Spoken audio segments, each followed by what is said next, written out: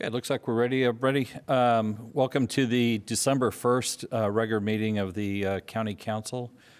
First on the agenda, we have our invocation, and tonight the Reverend Robin Roddick is here from First United Methodist Church to lead us in prayer. I'll rise, please.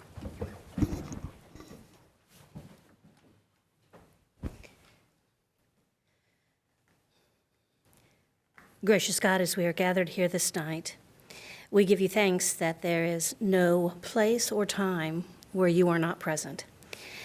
So in the dealings of this evening, no matter how tedious or how important, we ask for a double share of your wisdom and your spirit. For those that may be tired, give them strength.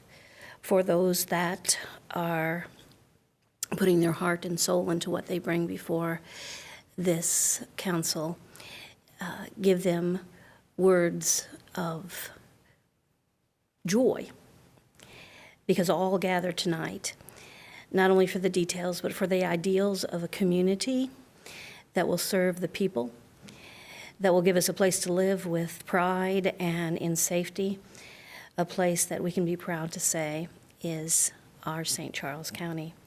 So for the men and women that serve, for all who work so hard this evening, we give you thanks as we ask for your guidance in every way.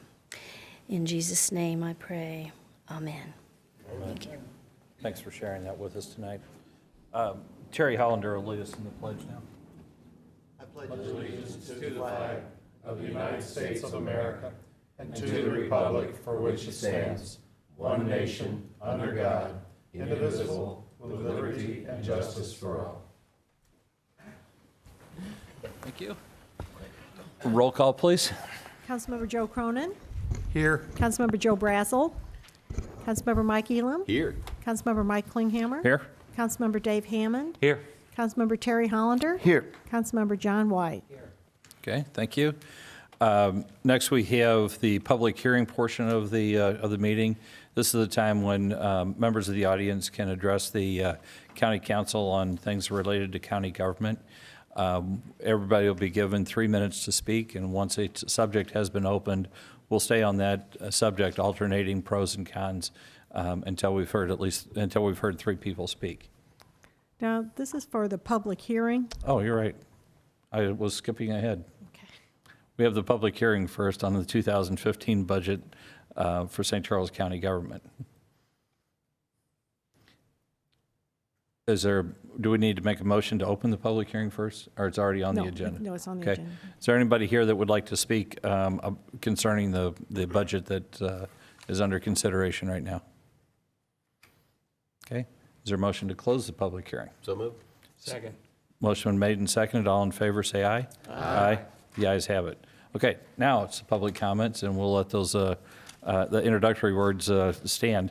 Is there anyone in the audience that would like to address the county council?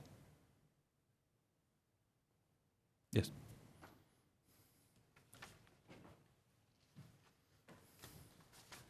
Steve Marion. I have a plat here tonight, and you'll have to excuse me. I haven't been before the county in several years. Will I have a chance to present, or is this the public forum to discuss that? We can, if you have comments that you'd like to make now, we can certainly listen to them now. Well, the plat's coming for tonight for approval. Right. There's been one issue. It's when we submitted our plat, we were asked to dedicate a 30-foot right-of-way along Highway N. I met with Mr. Gravesu with traffic. He said that was part of MoDOT's future plan through Highway N. I met with MoDOT. MoDOT then sent me an email that said they did not need that 30-foot right-of-way.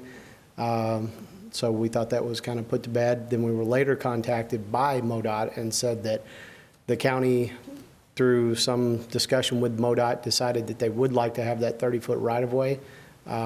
It's been a pretty interesting discussion in that MoDOT has no current plans for the 30-foot right-of-way. I'm looking at it as more of a, we'll take it if you give it, but there's been some discussion about doing a reservation strip, 30-foot reservation strip as opposed to a dedication. In my opinion, that's still just a taking that may or may never get used. So that's mainly what I want to say. Okay. Okay? Fill me in, is the plat as it's being presented now, does it have the 30-foot? It does not. It was does submitted not have without the it in it 30-foot. As of right now? That's correct. Okay. That's how it was originally submitted. All right. If it's all right with you, if you could hang around until we get to that part, and we'll see if any council members have questions when we get to that part. Thank you very much. Anybody else in the audience that would like to address the council? Seeing none, is there a motion to close the public hearing, public comment portion? No, we don't, we don't need to close it. It's already closed. All in favor, say aye. Aye. Next, we have the oral report from the county executive. No report, Mr. Chairman. None tonight. Next, we have the consent agenda. Is there any items that council members would like to pull off from the consent agenda? Seeing none, is there a motion to approve the consent? Second. Motion's been made and seconded to approve the consent agenda as presented. All in favor, say aye. Aye. Opposed, say nay. The ayes have it. Okay, next we have bills for introduction. Bill number 4149 is first. Bill number 4149, request by Steve Elman, sponsored by council as a whole, an ordinance adopting and appropriating the fiscal year 2015 budget for St. Charles County, Missouri. Any discussion or comments that we haven't already talked about tonight? Seeing none, we'll move on to the next one.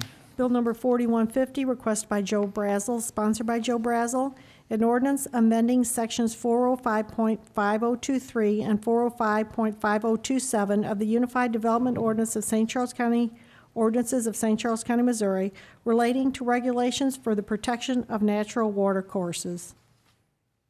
Any comments or questions on this? Yes, I'd like to know what this is about for Wayne. I've read it, and it looks to me like we're decreasing the vegetation buffer on lots under 3 acres in Joe Brazel's district. Is there something that caused this, or is this something you're supportive of, Wayne? The ordinance provides for an administrative waiver of the requirements of the natural buffer strip. That is, a strip varies depending upon what stream you're on, from a 25-foot buffer to a 50-foot buffer. That was intended, the provision is intended to be a space that will allow vegetation to stabilize an area where a stream runs through and gives the roots an area, place to grow and try to stabilize it. It is also, it was originally also put in place to try to, as runoff would pass through that buffer zone, it would allow a place where the water could be absorbed and pollutants absorbed before the water got to the stream. What Mr. Brazel is wanting to do with this ordinance is provide an administrative buffer, or an administrative variance, which would allow accessory structures to be located within that buffer zone if the area was 3 acres or less in size, that the lot or subdivision existed prior to January 2002, and that it's already improved with structures which existed prior to that January 2002 date. I think that date precedes the time frame that the buffer strip was originally created. Is this a good idea? It is. I have a hard time saying it's a good idea or it's a bad idea because it's relatively minor in scope. And so I hate to see people playing with that buffer zone. I mean, if we want it to do what it's supposed to do, we should be trying to preserve it as much as possible. But again, I think what Councilman Brazel is attempting to do is allow those properties that predated this some ability to have a variance considered. So at that point, you guys could make, your staff could make the decision where this accessory structure is not going to hurt that creek. That's right. And but you could also say, no, we think this needs to be there. So it would give you the choice to make that decision. That's correct. Okay, then, If your I department, think Harold Ellis tried to structure this ordinance to meet what Councilman Brazel wanted to do and create it as narrow as possible to allow some consideration of a variance. and this apply countywide or just in? It's countywide. Countywide, okay. Thank you. just a minute, Wayne. Under the current, if we don't enact this legislation, and a property owner wanted to build, a structure within that buffer zone, do they go to the Board of Appeals, or what is their recourse? Or is there is it hard and fast that, no, you just can't do anything? No, they could seek a waiver or a variance through the Zoning Board of Appeals. Okay, so this would just allow the department to do that role rather than going to the board? Pursuant to those criteria that he has set up, that we would have to make a decision within that purview. It had to exist before January 30th, Right. 2002 anyway, right? So in effect, this really kind of grandfathers structures that were there before they did this anyway. A little bit. A little bit, yeah. Is this for existing structures or for new No, ones? it to would be built? for new structures, New ones. new it's accessory said- structures, but again, You had to exist before January 30th, you have to meet 2002. those criteria as far as the date of the lot, that the lot's already been built on with structures, and there's some other requirements within that With ordinance. structures outside of that buffer zone? Outside of that buffer zone. Well, theoretically, I guess they could be in that buffer zone had they been placed there prior to the date of this ordinance, Okay. or the buffer ordinance. This is going to be really narrow because, most of the unincorporated county is 3-acre lots for septic reasons, okay? So there's just a very few public sewer systems around. This would have, so I mean, it can't be too many applications for this particular bill, except maybe with this one in Mr. Brazel's district. I think it's definitely going to be, if there's any use for this, it will probably be in the westernmost part of the county. Okay. Any other questions on that one for introduction? Seeing none, Carol, if you'll read the next bill, please.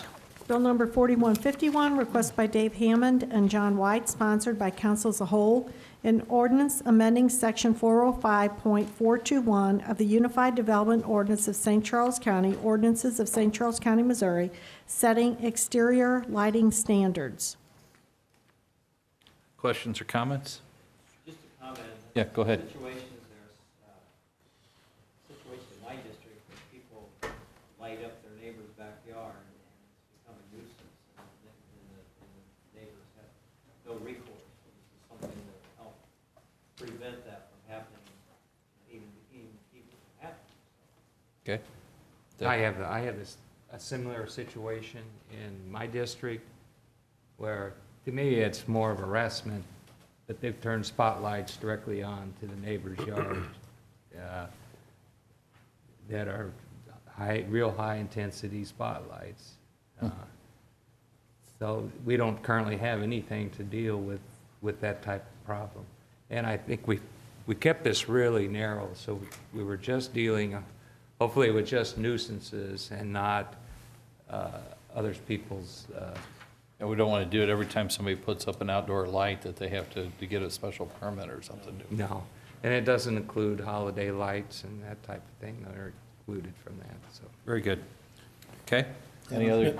I'm assuming enforcement of this would be kind of by complaint basis. You're not going to be having the community development guys go around looking for lights shining on people's backyards. Is that a fair assumption? That is a fair assumption. Okay. Okay. Any other questions or comments? Mr. Chairman, just one clarification.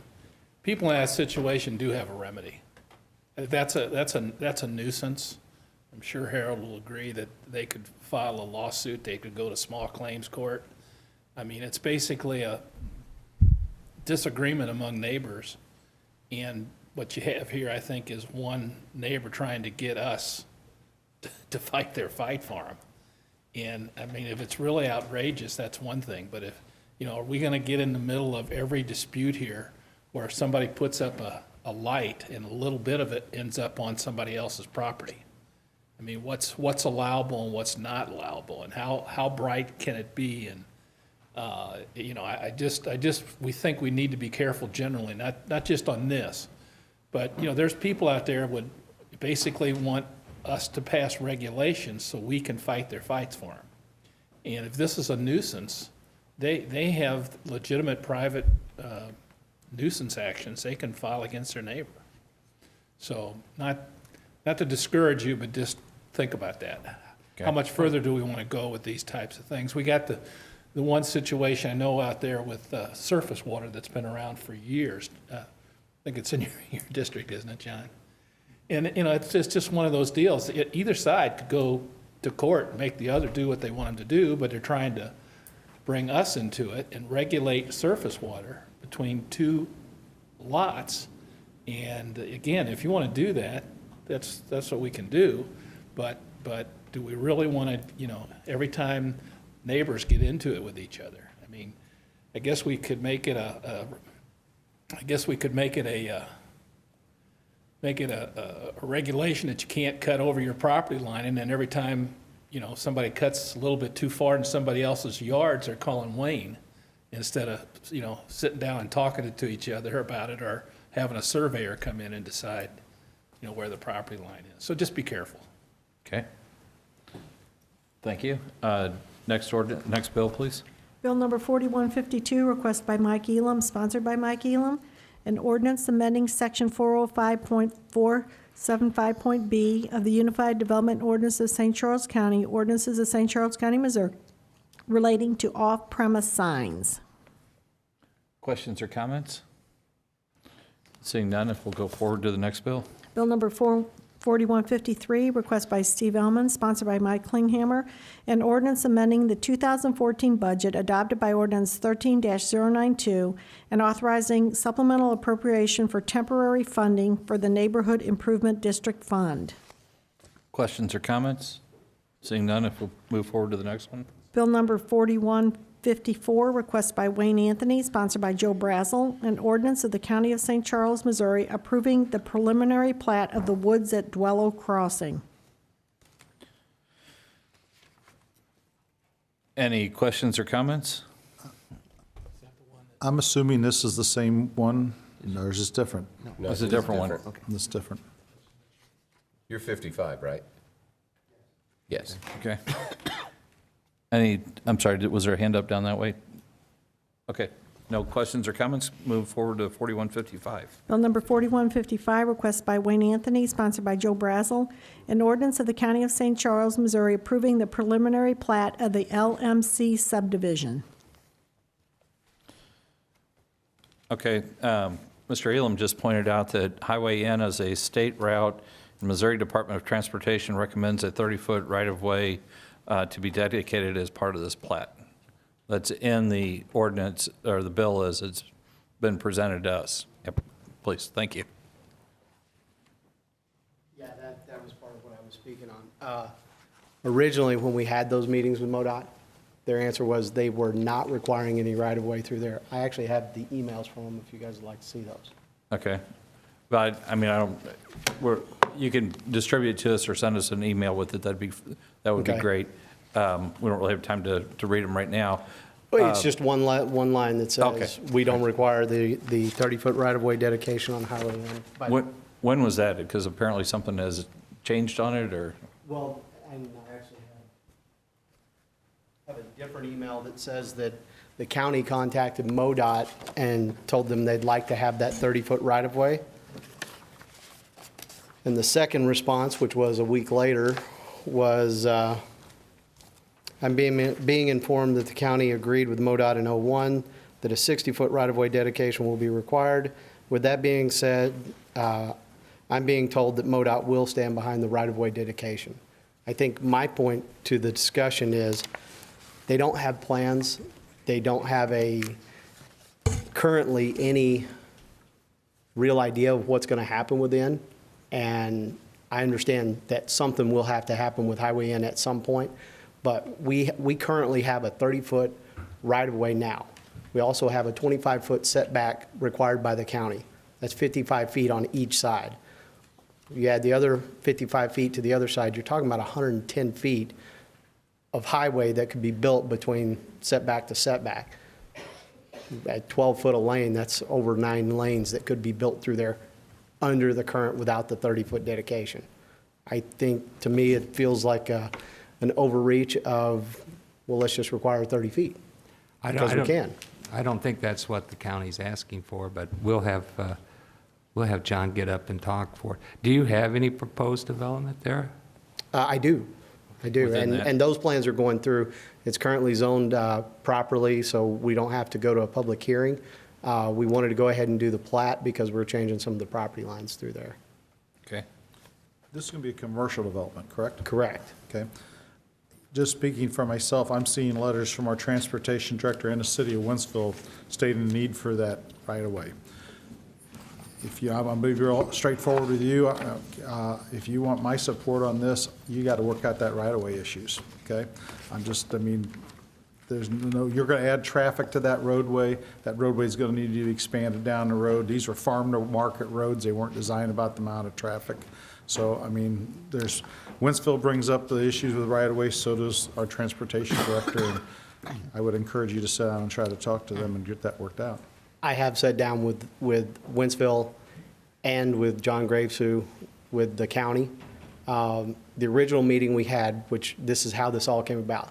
The original meeting we had was John Gravesu with the county had said that, well, MoDOT's going to require the right-of-way. And I said, well, it's MoDOT's right-of-way. Should we meet with them, let them determine what is? We showed them our plans. They came, we sat down and met with them, showed them the plans. They then gave us the email that you see in front of you that said, we're not going to require the 30-foot dedication on Highway N in that area. Then later, and I don't remember the date of that email, but this email that I just read you was on November the 18th. And when talking to MoDOT, their answer was that Wentzville and the county had contacted them and said that, no, we want the 30-foot of right-of-way. I think my point is, I understand what you're saying, and I think we all agree that Highway N will have to have some future upgrades. But we're talking about with 30-foot of right-of-way from center line, plus 25-foot of setback. There's 55 foot on either side before you get to a parking lot. It's 110 feet. That's a lot of lanes of traffic. So to give another 30 feet on each side is another 5 lanes worth of asphalt. I don't think anybody's contemplating that it would ever be 9 lanes of traffic. I don't either. But we also don't want development right up to the edge of the pavement either. And it's, that setback, you can't really count that as being lanes of traffic, to use your terminology. It's, I understand. we want buildings to be a certain distance off of the road. Agreed. And my building's another 67 feet back from that 25-foot setback. Okay. So I'm looking at 170 feet if the other side is 30 feet of right-of-way plus 25 feet of setback plus a parking row. Okay. Mr. Cronin, or Dave, go ahead. Yeah, I want to encourage the development and along, and I'm supportive of that, but it's not unusual for a community to ask for right-of-way at the time when somebody plats the property. That's actually the proper time for future growth, which future growth would not only help the county, but also support the businesses that are developed there. So it's not unusual for the county or any of the cities to ask for 30 foot of right-of-way at the time when a property's being platted. I just want to make sure you knew that. Yes, sir. Would this additional right-of-way, what type of hardship would that create for you? Currently, as it's designed, my other problem, if we were looking at the site plan, My other problem is this property is not real deep. Behind this property is residential. The grade comes from the residential up at 3 to 1 and then to our property line. Basically, I share the property with the residents. I already have to have 20 foot of buffer beyond the property line, and I'm building a 27 foot tall building. So I'm setting up 10 feet above those houses, plus another 27 feet. I'm 37 feet currently. So to add that another 30 foot of right of way, I've got to push that building back even closer to the residents. And, you know, if I live there, I'm already looking at a 30,000 square foot building in my backyard. I don't know how close I want that to me. I'm surprised we haven't heard from those residents. There's no public hearing Yeah. for the plans, the construction. And I think the use, it's a sports facility. I think the use will actually be welcomed by the residents, but it's a big building. It's an indoor facility, What kind of sports facility is it? mainly baseball, softball, Okay, great. indoor training only, not a game type facility. Okay, so the issue is that requiring more setback from the road pushes it closer to the residents that, That and my current grading issue. It drops off about 8 or 9 feet down to the property at a 3 to 1 slope. So the further I get back to that property line, the 20-foot buffer doesn't bother me too bad because I need that area to grade anyway. But the closer I get back there, the more that grading issue is going to be. Because I'm already 8 feet below You can- highway in currently. you can well imagine, though, how much it pains the council to have to buy right-of-way for roads as things progress. I do. When, you know, you're like, well, gee, I do. I wish a council before us had set aside a little bit more land for roads as our county continues to grow. And this is a growing area, so it's, I do, but I also realize that there's 60 foot of right-of-way there currently. At 12 foot a lane, I think that's going to be considerable to, quite honestly, you have, and I don't know how much you know the area, but it's right at Dwello Road where the S-curve is pretty tight through Hopewell and Dwello Road. Okay. The reality of it is that needs a fairly major change in something anyway. You're not going to be able to raise that to 55 miles an hour with that tight of a curve through there. And a year ago, when I bought the property, the owner who was selling the property, obviously, had met with MoDOT, and the original idea, and I assume may still be the idea, was to come on the other side of the road and try to smooth out the curve, basically. And I think that's my problem is when I met with MoDOT, when I met with John Gravesue, I said, what is the plan? If anybody has an idea what the plan is, if I need to give up 7 feet or 9 feet or 11 feet or 14 feet or 29 feet, I'd like to see what that is, and then I would consider doing that. The problem is there's no plan. So I'm going to give 30 feet of new right-of-way plus the 25 feet setback, and 20 years from now, if there's nothing built there, I'm the guy mowing it and paying taxes on it because somebody wanted it. okay. All right, I appreciate that. Your comments will certainly be taken into consideration as we do our deliberations. Appreciate it. This one is being introduced tonight, and it'll be passed or discussed again, brought up for vote is a better way to put it, in 2 weeks. Thanks. Okay? Thank you. Mr. Chairman, Yes. Talk to John about you may want to talk to John Gravesue and get his opinion on it. Yeah, we've got a memo from John. I haven't really had time to read it. It was at our desk tonight, and it's something we'll certainly take it looks like John's already addressed some of the same questions that are being We were moving, raised. I think John will tell you, we were moving forward and anticipated we might even have a plan for all this by now. But in August, when the tax increase failed, MoDOT just took the position, well, they're not doing anything new. And I think they're taking that position because they want base to show people they really don't have any money.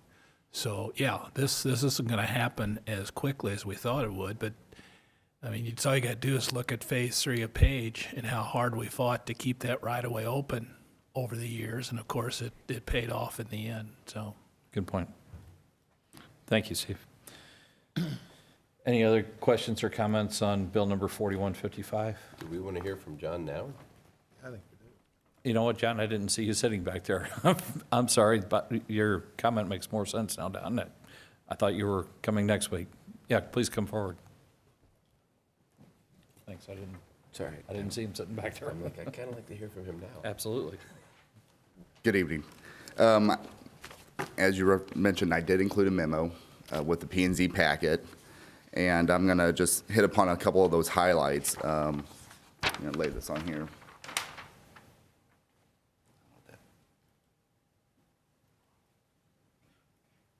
Kind of to give you an orientation of where we're at. 64 is right in this area. Page Avenue, where it comes and meets up with 64 and Route N, stops right about in this area. Everything that you see in color is property that has been donated or dedicated or put into a reserve strip through the plat process, whether it be a property within the unincorporated county or through a city, whether it be O'Fallon or Lake St. Louis. So you can see from 64 out towards the property that the gentleman is referring to is this blue piece here, which you'll see. I'll explain why that's in blue. All of those properties, whether either side of the road it is, has set aside this 30-foot strip. And that's been done in partnership with the city and MoDOT since a 2005 thoroughfare plan was adopted by the council and then correspondingly adopted by the various municipalities. The gentleman mentioned that when he made his first contact with MoDOT that they initially said, we're not going to require that 30-foot. And I speculate from my conversations with the MoDOT afterwards is that they've had a lot of turnover since 2005, and they just forgot. And then when we refer to, remember our thoroughfare plan, remember the statewide corridor plan that we worked back on in 2005. To be truthful, with the recession, we haven't had that many new site plans in the last few years. This is one of the first ones that we've had an opportunity to work on with some folks, and just turnover at MoDOT, they forgot. With this property, the other thing I include is that the blue, the rezoning that occurred on that in 2008 was a Harold Burkemper property. And in the meeting minutes, when they considered the rezoning, the right-of-way dedication was discussed at that meeting at the P&Z board members. And I don't know how well this is going to show. But this is in the packet in the paragraph here. There was a discussion about the right-of-way dedication, and at that time, MoDOT actually had a plan drawn up that the gentleman referred to about how to smooth out the curves, and they were actually seeking 40 foot at that time. So they were seeking 10 more feet beyond what our thoroughfare plan called for, which is 30 feet. But they were seeking 40 foot based upon their plan that they had drawn out in 2008. And Brad Goss, who was representing Mr. Burkemper at the time, said that any future plat that came before would provide the right-of-way. And he even goes into the depth of the lot of saying that it's 350 feet deep, and there's adequate room to accommodate the right-of-way reserve. And that then was considered by the Planning and Zoning Commission when they made the recommendation to rezone the property, which then allows it to be going through the process that we have today. Back in 2008, that put any future land purchasers on notice that that was going to be a future requirement of providing 40 feet. Instead of requiring the 40 feet, I think it's okay to require the 30 because that's what we've done up and down the corridor on both sides, whether it be within the unincorporated or one of our municipalities. The letter from Wentzville basically was in support stating, should this development decide to shop its development around, whether it's going to go to unincorporated or the city, that they would require the same right-of-way dedication. And that was really the goal of the thoroughfare plan, was to prevent developers from shopping city to city and unincorporated to get relief from this basic right-of-way dedication need. As we all know, as you've brought into attention, is that we need to preserve the ability to widen the road. Even if there may not be a specific plan on hand, providing that basic right-of-way helps us at least have the ability to widen the road and not have to buy out parking spots. The gentleman mentioned setback. That's obviously setback from the roadway to his parking lot. That's not where you would want to build your lanes of pavement. So with that, if there's any questions, I'd be happy to answer it.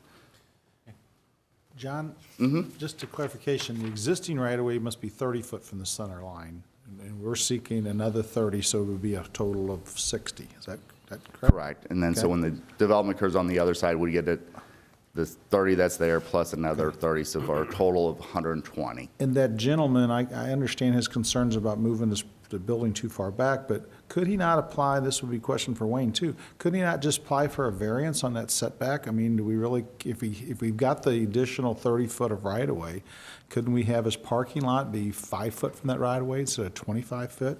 Would that be a problem with that? That would accommodate him and also accommodate the right-of-way? I'm just asking, okay?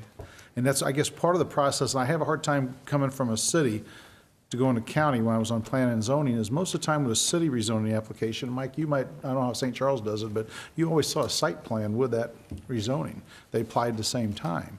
It seems to me like there might be a way to tweak that site plan to get the right-of-way that we need, but also accommodate your building, okay? I would certainly accept that. The problem is, I've been told by the county that it's gonna be the 30-foot right-of-way additional, and then another 25 feet to the setback. 55 more feet. Why don't we, I mean, are you prepared to submit your site plan? My site plan is, It is submitted. Wayne, what's permitted in that 25-foot buffers that we're talking about? Is part of his parking lot permitted to be in that? No, within the, that 25-foot is a front yard, and it has to remain open and unoccupied by any structure. So the only thing that we permit by ordinance to be within that 25-foot yard is a sign, a business sign.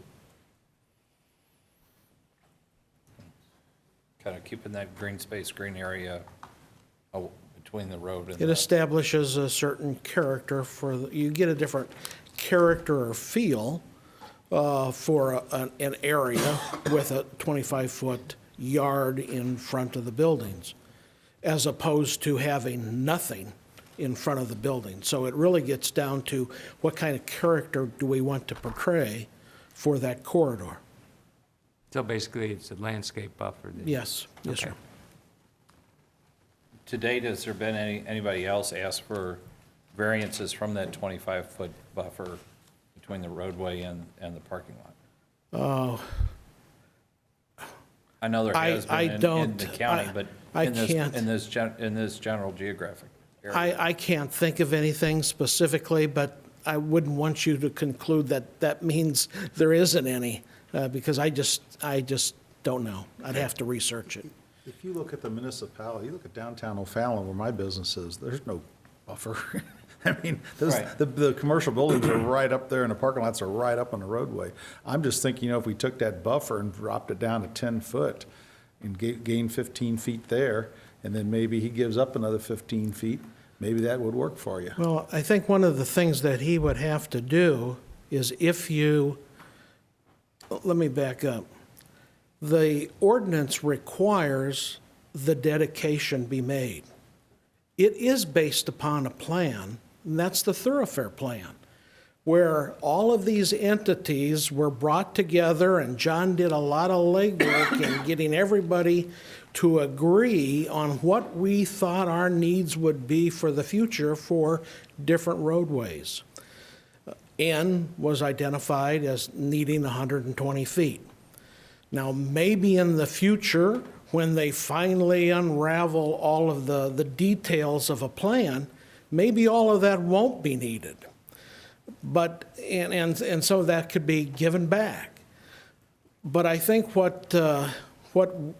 if he wants to seek a variance, I think first of all, we're going to have to decide that we're imposing the requirement, and then he will have to demonstrate to the Board of Zoning Adjustment that he has a hardship, that he cannot reasonably develop that property without a variance. I have a question. Go ahead, Mike. So I'm looking at the aerial view that's put in here. And I'm sure we probably don't have the aerial view to put up there, but is that really where that parking lot is on the other side of N, across from the property that you're talking about, is that the same distance back that we're talking about? I mean, there's no way that that parking lot is 85 feet back. It's 6 feet? 6 feet off the right. It's 6 feet off the road. So how is it that we're asking 85 feet from his side of N, where the other side of N, if you go 85 feet, you're halfway through that parking lot that I'm looking at? And actually, it's not 30 feet of right-of-way on the other side, it's 25. So that's only 29 and change from. There it is, thank you.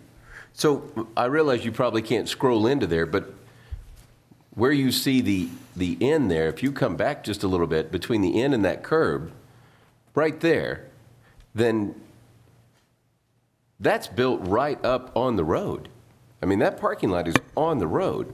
So I think we have to look at when that was built. I think that's the critical issue. The property, based upon our zoning maps, is still zoned agricultural. I don't know when it was built. I'd have to research to see when it was actually built, or what circumstances, or as we were talking, did they obtain a variance in some distance requirement? well, that's the thing I'm wondering, and John, I don't know if you know, do you know if we own that right-of-way there, and they just built a parking lot on the right-of-way? That is a church that predates 2005, and so it was in place. And then when I put this map here, there's actually a couple subdivisions that I should point out, like this Glen Arbor subdivision or Falling Leaf Farms. They predate that 2005 thoroughfare plan, and so that right-of-way dedication and setback requirements were not in place at that time. Okay. And that church that you saw on the exhibit before, there's actually a cemetery behind it, and I think that cemetery has folks going back to the early 1900s. So it's been a church and around for a cemetery for while. a long time at that place, that corner. John, I have a question for you. I understand the need for the right-of-way. We need the right-of-way, but I understand what these guys are after too. If they would give that additional 30-foot right-of-way, would you have any problem with reducing that green strip in front of their parking lot from 25 feet to, say, 10 foot? That's not a transportation issue. That wouldn't be a problem for you guys, would it be, or would it be? Well, I know 120 feet sounds like a lot of ground for a road, and you know he did the math of how many lanes that may be. But obviously with the roadway, there's sidewalks, there's drainage ditches, there's storm sewers, there's signs, there's a lot of that needs to be built in that area. And this location, because of the S-curves, my recommendation would be that we stay with the 25-foot setback, we stay with the 30-foot right-of-way dedication. It's going to be a tricky area to get a road through there that makes sense. And I think narrowing it down in this area is just it will be problematic in the future. So you'd want the 25 feet additional setback for construction easement down the road? Is that what you're after? I would think that when we get into more of a further design, yeah, you may have some drainage, roadside drainage and sidewalks or something like that that could be in that area that I'd hate to see. What we were trying to avoid by having a thoroughfare plan when we met with the cities was to letting parcels be developed, businesses established, and then having to come in 10 years down the road and take out a row of parking. And that would be detrimental to that business in the future. And if we can avoid that by making smart planning decisions now, I think that's the best course of action if we're able to do so. Mr. Chairman? Yes, sir. I guess I'd like to point out John's previous comments, and that is that had assurances not been granted at the time of the rezoning by Mr. Burkhamper's representatives, we wouldn't even be here tonight. This applicant would be asking for a rezoning because it was pretty clear that part of the reason the request was granted was the fact that they had made those assurances that the 30-foot right-of-way would be dedicated. So, to me, the discussion is back to what it was at the time that Mr. Goss presented the rezoning application. There were certain promises made, there were certain contentions made, and I believe what you would want to do is stick to those, because otherwise, we would be talking about a rezoning here. Mr. Chair. Council members, any other questions? Mr. Elman? John, this is something we haven't dealt with for a while because we just haven't had the need to. But I mean, this is not an unusual request. And I'm sure we have other lettered highways where when subdivisions have gone in, MoDOT has asked for the same type of right-of-way. Correct. And I mean, that's, I don't want to ask you a leading question. Is there anything really unusual about this? Or is it just the fact that we haven't seen it for a while? it's just that exactly. This is not unusual. It's, we've been standard practice since 2005, whether this is be a project in the unincorporated or a municipality. And I think MoDOT, the gentleman, the unfortunate part is that when he did go talk to MoDOT initially, they provided an email saying that they weren't going to provide it, and it's just because John, MoDOT had turnover. you're in absolutely folks. correct. Steve, that's the only part that I find confusing at all is 2 weeks ago, MoDOT saying they didn't need it. You know, we think MoDOT does. It's unusual for Well- us to have to defend MoDOT's We don't like the right-of-way. fact, MoDOT, we had money on the table and everything to do an I-70 corridor study. And we think MoDOT's just being very stubborn now. They didn't get the additional funds they want, and they want to basically show everybody, well, we're not going to be able to do anything. So they've taken our I-70 corridor study and put it on the back burner. And yeah, when you ask them about Highway N, they won't really commit. They're saying, no, we're not building anything new.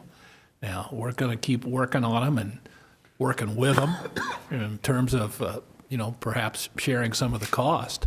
But yeah, if you call anybody at MoDOT right now, they've been told the answer is no. They've got no money to build anything new.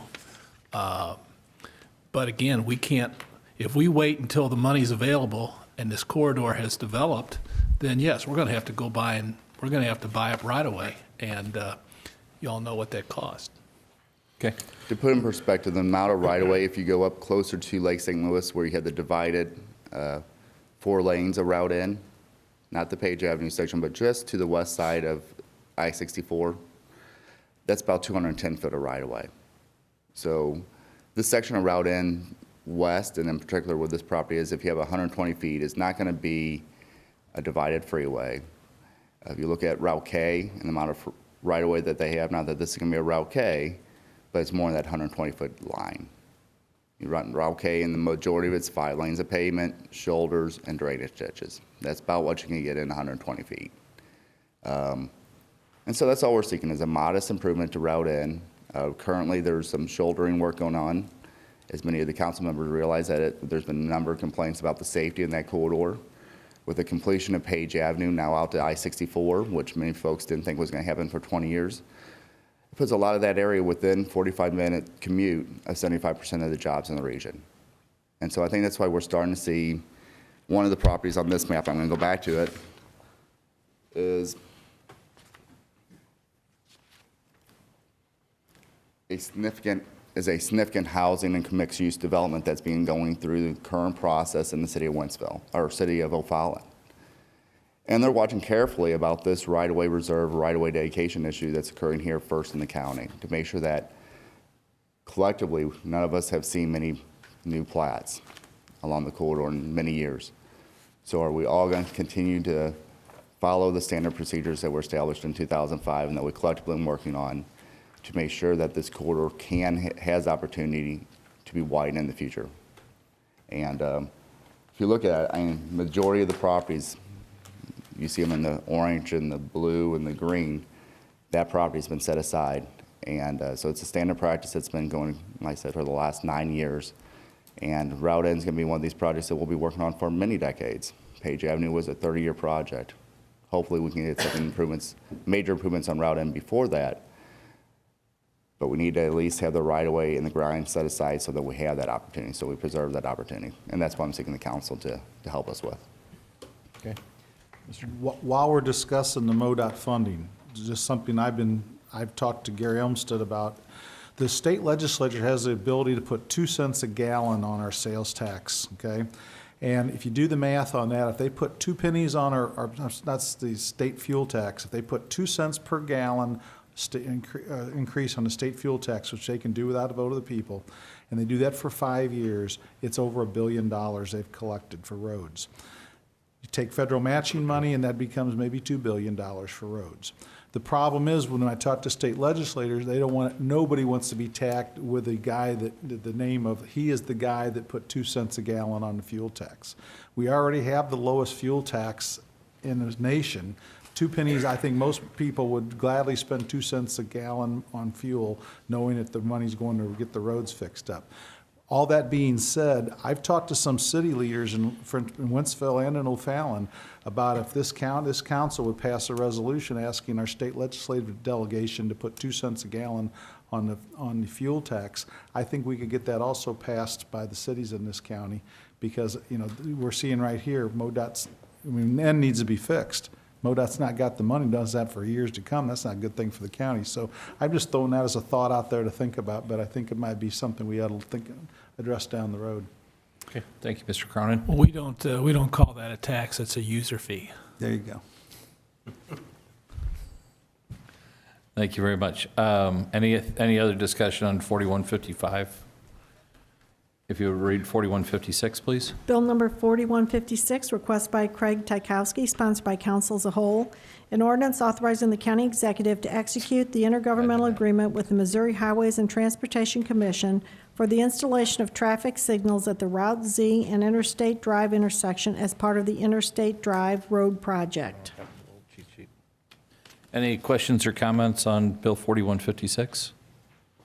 Seeing none, if we'll go on to 4157. Bill number 4157, request by Steve Ellman, sponsored by council as a whole. An ordinance approving the transportation improvement plan for fiscal years 2015 through 2017 and corresponding intergovernmental agreements. Questions or comments? Seeing none, move on to the next one. Bill number 4158, request by John Greifsuz, sponsored by council as a whole. An ordinance authorizing the county executive to execute a cost-share agreement with the Missouri Highways and Transportation Commission for the Gateway Greenlight Program for support services. Any questions or comments? Seeing none, if we'll move on to the next one. Bill number 4159, request by John Greifsuz, sponsored by council as a whole. An ordinance authorizing the county executive to execute a CMAQ program agreement with the Missouri Highways and Transportation Commission for the Gateway Greenlight Program Federal Project CMAQ-5414623. Questions or comments? Seeing none, we'll move on to the next one. Bill number 4160, request by John Greifsuz, sponsored by council as a whole. An ordinance approving a fifth amendment to the intergovernmental agreement with the city of St. Charles for the extension of West Clay. Is that the longest extension that we've had, or the greatest number of them? Any questions or comments at this point? Seeing none, let's move on to the next one. Bill number 4161, request by Betty Jan Kramer, sponsored by council as a whole. An ordinance authorizing execution of a park structure donation agreement between St. Charles County and Mary Jane Seaton Top Vote, trustee of the Mary Jane Vote Trust. Any questions or comments on that one? Yeah, I do. Go ahead. I'd like to know what this is going to cost us. Is this going to be another old building that we're going to spend a ton of money to restore? Or is this thing in good shape where it's going to cost very little money to move it and use it? Good evening. This is a log structure that is encased within a white frame farmhouse. It's been encased in that probably since early 1900s. It's in very good shape. It is not a huge cabin, but it is a two-story one, so it's a little more unique from the area. It's one of the original structures that was in the town of Weldon Spring. We anticipate it being a winter work project for the crew in-house, and anticipate having to rent a lift probably for about a week's time. So I'm estimating this will be at a cost of rental of equipment under $3,000. So county staff will be moving it then? Correct. Okay. And we're moving it from Weldon Springs to? From Weldon Spring to Town Park, Town north Park. of Wentzville. Okay. To supplement the existing old building at Town Park? Correct. Okay. Is there a plan to make a village there? Correct. Okay, Yes. okay. That's all I need to know. You said it's a log encased within another structure? Mm-hmm. But we're only moving the log structure, or we Right. We'll peeling remove, everything else off? we'll remove the white frame Okay. and just move the log structure. Okay. Any other questions or comments? I might have another one for you. You might have another one. Another building? Structure, yeah. Okay. We'll Thank you, talk. Betty. Okay. Thank you. Thanks, Betty. Appreciate you coming tonight. Next bill, please. Bill number 4162, request by Tom Neer, sponsored by council as a whole, an ordinance authorizing the county executive to execute an agreement with the city of Weldon Spring for certain law enforcement services, including patrol services and enforcement of certain municipal ordinances related to police services. Questions or comments? Seeing none, if we'll move on to the next bill. Bill number 4163, request by Steve Elman, sponsored by Mike Klinghammer, an ordinance amending section 130.050 ordinances of St. Charles County, Missouri, OSCCMO. Oh, good morning. Any questions or comments? Seeing none, we'll move on to 4164. Bill number 4164, request by Dwayne Kinley, sponsored by Mike Klinghammer, an ordinance amending the 2014 budget adopted by ordinance 13-092 by transferring appropriations between budget categories in the Office of Emergency Communications Systems. Questions? Mr. Where's Cronin? the 50 grand going? Is that for another staff member, or? Guess we're increasing the budget amount for personnel from 287 to 337. I guess there's got to be a reason for that, or is this just a mistake? Jennifer, do you want to handle that one? Yeah, the adjustment is in order to deal with hours that have been completed by a variety of staff people throughout county government, not just within emergency communications, but who are helping to contribute in the implementation of the system as a whole. IS department has put in some overtime hours to help us program radios. We've taken on a couple of aspects of project implementation out of the Motorola contract, handling some of those issues ourselves, so that they can take on some of the more complicated aspects that we don't have the capacity to do here ourselves. So this isn't an additional staff person. This is largely paying overtime for So this is employees. just the communications budget paying for staff use, it's not an additional hire or anything? Correct. Okay, thank you. One-time money, not ongoing. Okay. Next bill, please. Bill number 4165, request by Steve Elman, sponsored by council as a whole, an ordinance authorizing the county executive to execute agreements for advocacy and lobbying services. Any questions or comments? Next ordinance, or next bill, please. Bill number 4166, request by Steve Elman, sponsored by Mike Klinghammer, an ordinance authorizing the county executive to execute a professional service agreement between the County of St. Charles, Missouri and the United States Attorney's Office for the Eastern District of Missouri in conjunction with the Missouri Highway Patrol as fiscal agent and Edward L. Dowd III as an independent contractor. Any questions or comments?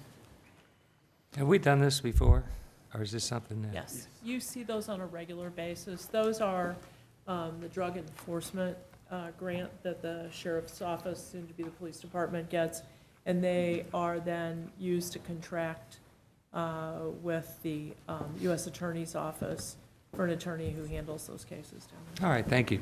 We just did one a couple months back. It was only for the remainder of 2014. This is now for 2015. Thank you. Okay.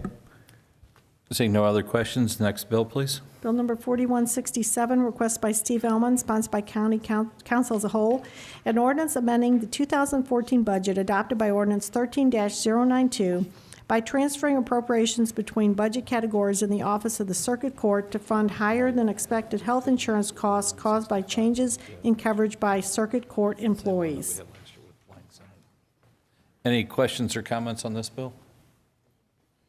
Seeing none, next bill, please. Bill number 4168, request by Steve Elman, sponsored by council as a whole, an ordinance amending the 2014 budget of St. Charles County, Missouri is adopted by ordinance 13-092 by transferring funds between the Department of Finance and the non-departmental section of the general fund budget for higher than expected levy district assessments charged for the 2013 calendar year on county-owned property located in levy districts in St. Charles County, Missouri. Questions or comments? Seeing none, next bill, please. Bill number 4169, requested by Belinda Little, sponsored by council as a whole. An ordinance amending sections 115.130, 115.150, 115.220, 115.223, 115.260, 115.305, 115.340, 115.420, 115.470, 115.670, 115.710, 115.720, 115.721, 115.722, 115.1000, and removing section 115.724, ordinances of St. Charles County, Missouri, OSDCMO, all concerning the personnel administration plan, including but not limited to benefits. Easy for you to say. Any questions or comments on that one? That was impressive. I will say that. That was very good. Nice job. I think Colorado Auctioneer Service has an opening that you may be interested in. I did have a At relative that was not. 111.1111. Any questions or comments? Seeing none, that was the last one, right? There are no tabled bills. Is there any announcements or miscellaneous comments? Seeing none, is there a motion for adjournment? So moved.